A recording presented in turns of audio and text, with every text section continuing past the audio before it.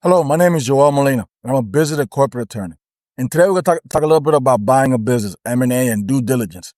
Um, they all may sound foreign to you, but basically, it's everything that needs to be done to make sure that you don't get screwed when you buy a business from someone. So I had a client one time, his name was Mark, but he unfortunately became a client of mine after he bought a business. You see, Mark was, well, when I was out there with his business partners, with his CPA, and they looked at a business that was presented to my client, to Mark, through his CPA. And he was given bank statements, and that was pretty much it. He relied, for whatever reason, on Yelp reviews and Google reviews. He thought the business was great. And once he bought the business, he realized after he sent a wire transfer, closed the deal, he realized that the business was behind on taxes, was it been involved in lawsuits in the past, had a couple pending lawsuits. These are the type of things that happen when you don't use due diligence to acquire a business, to buy a business.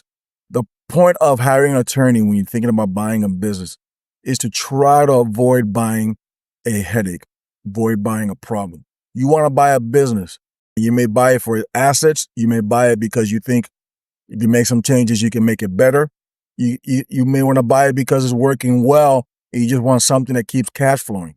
But when you skip the legal advice that someone like myself can provide you, you risk buying a headache and a problem. Now, I'm here with my client trying to resolve it. I mean, this happened in the past, but trying to resolve a problem that he bought unintentionally and trick so he can finally make a business. Instead of stepping into something that he thought was ready to go making some business, by the time we were done fixing our problems, we were probably a year and a half down the road. It took us forever to resolve everything, including the pending litigation.